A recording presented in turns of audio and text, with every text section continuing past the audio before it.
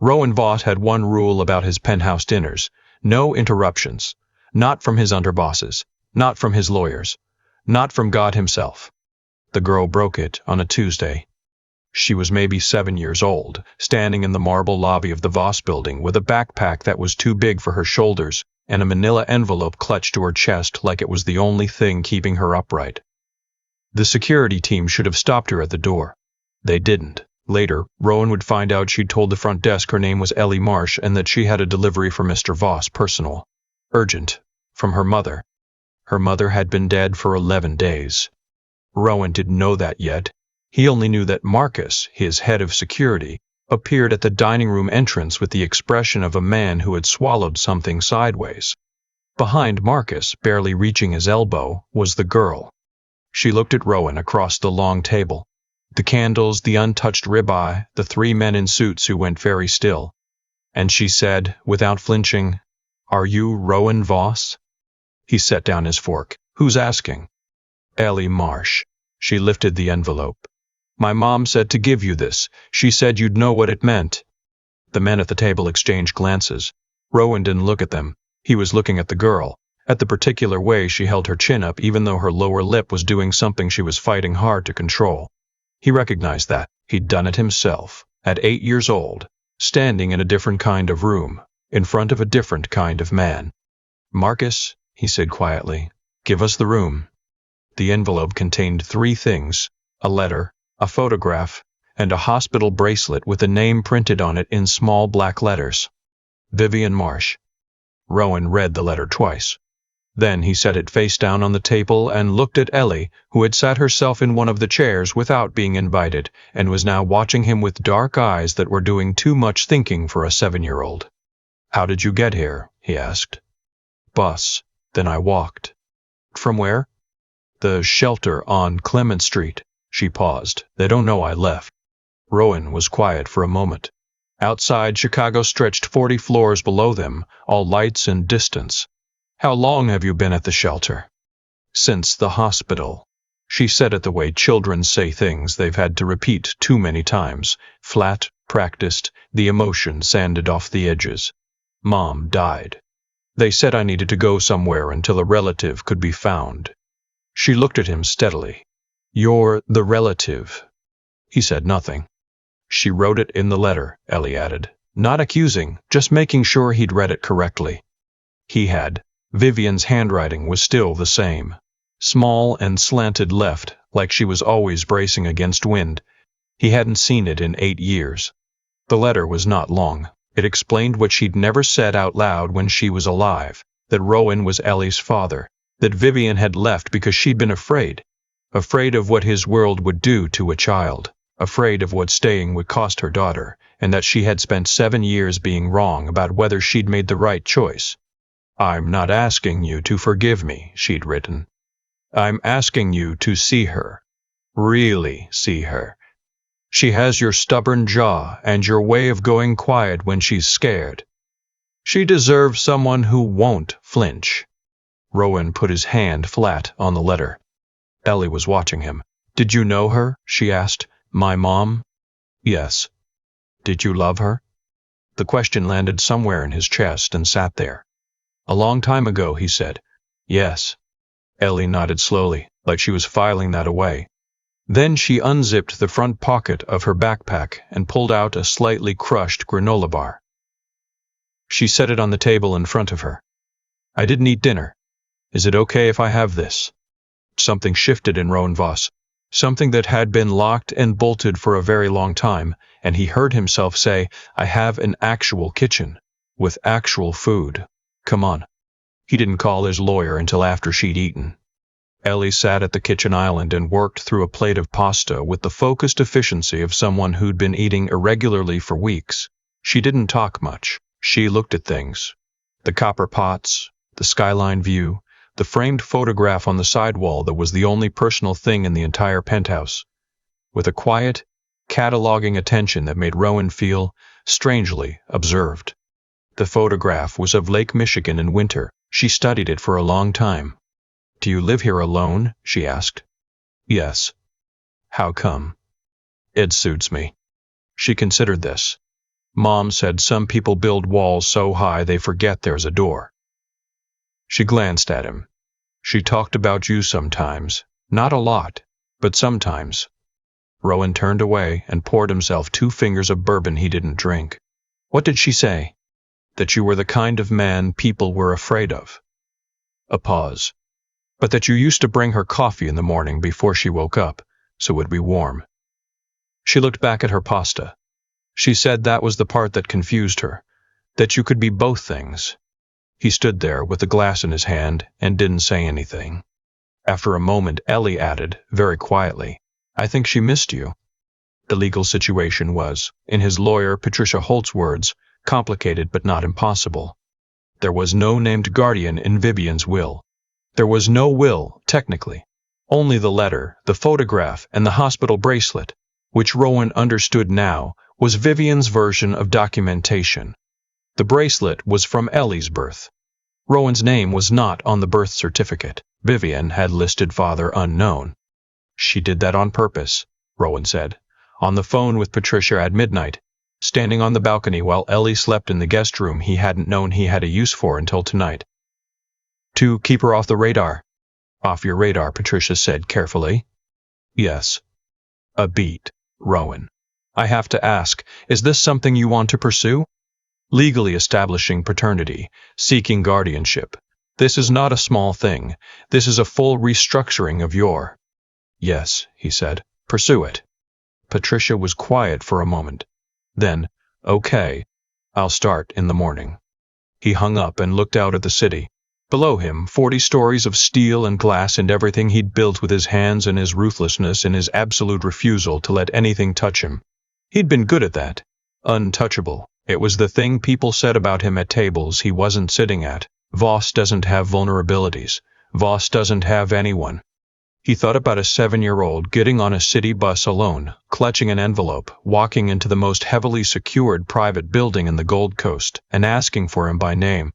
He thought, she has your stubborn jaw. He went inside and stood in the doorway of the guest room. Ellie was asleep on her side, backpack still on the floor beside the bed like she hadn't entirely committed to staying. One hand was curled under her chin. The window threw a pale rectangle of city light across the floor. He stood there longer than he meant to. The next 3 weeks were, in every practical sense, a disaster. Rowan Voss had run a criminal enterprise spanning 4 states. He had negotiated with men who carried guns as naturally as pocket squares. He had sat across from federal prosecutors and shown them nothing. He had never tried to get a 7-year-old to eat breakfast. I don't like eggs, Ellie said. Since when? Since always. You didn't mention that yesterday. You didn't ask. He stood there with the spatula. She sat at the kitchen island with her chin in her hand, watching him with an expression of polite but complete intractability. He was beginning to understand that this was her primary setting. What do you like? He asked. She thought about it. Cereal. Waffles, if the syrup isn't the fake kind. Apple slices, if they're cut small. A pause. Toast with butter, but only if the butter goes on while it's still hot. Rowan looked at the eggs. He looked at her. You could have said something. You seemed like you had a plan. He scraped the eggs into the trash and went to find bread. Behind him, he could have sworn he heard her almost smile. Not quite, but almost. The threat came on a Thursday 3 weeks after Ellie arrived. His name was Declan Grath, and he was the kind of problem Rowan had been managing at arm's length for 2 years, a competitor who'd been quietly absorbing territory on the south side, probing for weaknesses the way a tongue finds a loose tooth. Rowan had been untouchable. Grath had known it. Everyone had known it. Then a girl with a backpack showed up and changed the calculation. It was one of Rowan's lieutenants, a careful man named Sutton, who brought him the information. Grath's people had been asking questions about the girl, who she was, whether Voss had gone soft. Rowan listened. He didn't react. He thanked Sutton and waited until he left the room. Then he sat very still in his office chair for a long time. He'd known this was coming. Some part of him had known it the night Ellie walked in with her envelope. People in his world understood only one kind of language, leverage, and a child, especially a child you couldn't pretend not to care about, was leverage. He'd spent 20 years making sure he had none. He'd been meticulous about it. Ruthless, even. He thought about sending her away, somewhere safe, out of the city, with people who could protect her until things settled. He thought about it very seriously.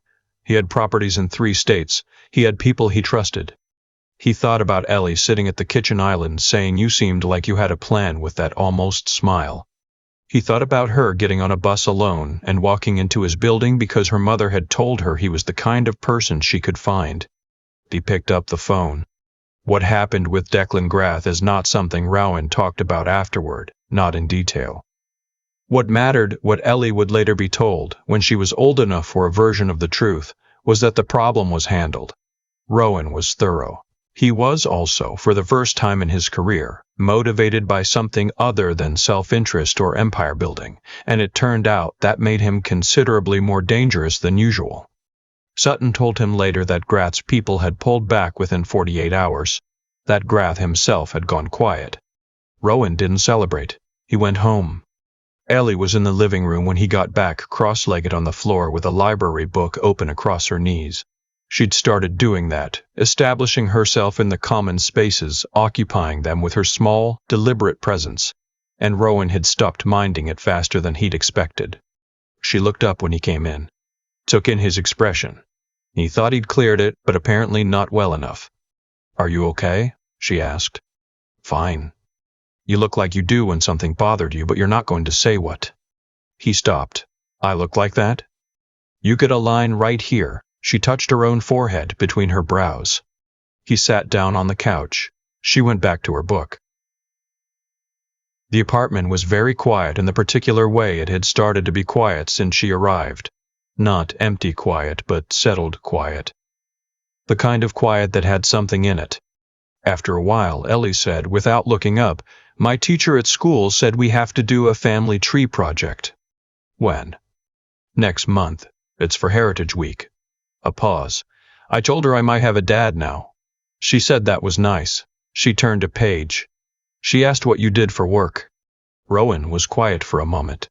"What did you tell her?" "I said you were in real estate." She glanced up at him briefly, and there it was, the almost smile, fully arrived this time, small and private, and so much like Vivian's it did something to his breathing. "Was that right?" "That was right," he said. She nodded, satisfied, and went back to her book. The paternity test came back on a Wednesday morning. Patricia called at 8 o'clock. Rowan was in the kitchen, cutting apples into small pieces the way Ellie had specified, which he had not admitted to anyone, and would not. 99.9, Patricia said. "It's conclusive." He already knew. He'd known since the first night, if he was honest. Maybe since he'd looked at her in the dining room doorway and seen the particular way she set her jaw, the way she went very still and very quiet when she was holding herself together. He knew that way of being in a body. He'd practiced it for 30 years. "File the paperwork," he said. "Already drafted. Guardianship hearing is set for the 14th. A pause. "Rowan, this is going to be permanent. You understand that?" "I know." "Your life is going to." "I know," he said again, not impatient, certain. Patricia let out a breath that was almost a laugh. "All right, I'll see you on the 14th. He hung up. In the living room, he could hear Ellie moving, the soft thud of her feet, the sound of the TV clicking on and then immediately off. She appeared in the kitchen doorway in her school clothes, backpack already on, hair half brushed. "You cut the apples," she said. "I cut the apples." She came and sat at the island and ate them without fanfare. Rowan leaned against the counter with his coffee and watched the light come in through the east windows. It was a cold, clear morning, the kind Chicago did in October, brutal and beautiful at the same time, all blue sky and wind off the lake. "Ellie," he said. She looked up. "The paperwork is going through, for me to be your legal guardian." He paused. "You understand what that means?" She was very still for a moment. Then, "It means I stay." "Yes, if that's what you want." She looked at him for a long moment with those dark, thinking eyes. Then she picked up another apple slice. "I already unpacked my backpack," she said, 3 days ago." He looked at her. I figured it was going to work out, she said simply, and popped the apple in her mouth. There was one more thing, one moment that happened 2 weeks later, on a Sunday, that Rowan would return to for the rest of his life. He was sitting at his desk, going through contracts, when he heard Ellie in the hallway outside the office. She wasn't trying to be quiet, but she wasn't coming in either, just hovering at the edge of the doorway the way she sometimes did when she wanted to say something but was working out whether to. He looked up. She came in.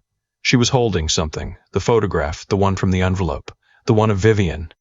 "Can I ask you something?" she said. "Yes." "Did you look for her when she left?" The question was careful and direct, the way all her questions were. Rowan set down his pen. He thought about lying or softening it, or giving her the version that made him sound better. He thought about all the things adults say to children when they don't want to tell the truth. "Yes," he said, "for about a year. Then I stopped." Ellie looked at the photograph. "Because you thought she didn't want to be found?" "Yes." "She did, though." She said it without accusation. Just, clearly, factually. The way she'd said, "I already unpacked my backpack. I think she wanted to be found. She just didn't know how to let it happen." Rowan said nothing. Ellie set the photograph carefully on the corner of his desk, not giving it to him exactly, just placing it where they could both see it. "I think she'd be glad," she said, "that I found you." She looked at him with the steady, undefended openness that children have before the world teaches them to guard it. "I'm glad." Rowan Voss, who had built a life on showing nothing, looked at his daughter and felt something in his chest come loose, something that had been sealed and cemented and walled over so thoroughly he'd forgotten it was there. It moved through him slowly, like a room filling with light. "Me too," he said, and meant it in a way that remade the words entirely.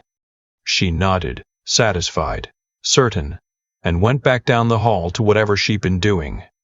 He heard her settle back into her room, the quiet, ordinary sound of her. He picked up the photograph and looked at it for a long time. Then he put it where he could see it from his desk and went back to work. Different, now, in all the ways that don't announce themselves, in the ways that are slow and sure and permanent, the way a foundation shifts not in a crack, but in a settling. He had been the most feared man in a city that ran on fear. His daughter had looked at him without flinching and decided he was worth finding. He spent the rest of his life trying to be right about that. I keep thinking about a 7-year-old getting on a city bus alone. No adult, no guarantee, just a backpack, an envelope, and the belief that the person at the other end of her mother's letter was worth finding. I think about that a lot. Not the drama of it, not the cinematic version, but the quiet, terrifying courage of a child who decided to trust when she had every reason not to. Ellie didn't know if Rowan would open the door. She didn't know if he'd be kind or cold, or if he'd send her right back to that shelter on Clement Street. She went anyway. That's the part that stays with me. There's something I've come to believe about the way our choices compound over time, not in a mystical sense, but in the most practical, observable way. Vivian made a choice out of fear, and for 7 years, that fear protected her daughter and also cost her everything. Rowan built walls out of necessity, and those walls kept him safe, and also left him with a penthouse full of silence. Neither of them was wrong exactly. They were doing what people do when they've been hurt. They were managing the distance between themselves and the next wound, but what Vivian understood, at the end, was that the cost of that distance had finally become higher than the risk of closing it. The letter wasn't just an explanation. It was her correcting course, one last time with everything she had left. That's what I think about when I think about character, real character, the kind that holds up when it matters. It's not about being fearless. Rowan wasn't fearless. He sat with that letter for a long time. He could have called his lawyer and handed Ellie off to the system and gone back to his untouchable life. The choice to say pursue it. That one word, at midnight on a balcony above a city that feared him, that was the whole thing. That was the moment he decided who he was going to be. And Ellie. There's a kind of intelligence in her that I find myself returning to, not book smart, not clever in the obvious way, but deeply perceptive. She watched. She noticed the line between Rowan's brows when something bothered him. She understood, at 7, that the man her mother described as frightening was also the man who used to bring coffee before she woke up, and that those two things could be true at once. That kind of clarity. The ability to hold complexity without collapsing it into something simpler. That's rare. That's something you develop by paying attention, by refusing to let fear do your thinking for you. What breaks me open about this story, every time, is that it didn't require anyone to be perfect. Vivian made mistakes. Rowan spent 20 years building the wrong kind of strength, but Ellie showed up anyway, steady, clear-eyed, undefended, and gave them both a chance to finish the story differently. I think that's all any of us can do. Show up, tell the truth, correct course when we still can. And when someone hands you an envelope that asks you to be better than you've been, have the guts to open it.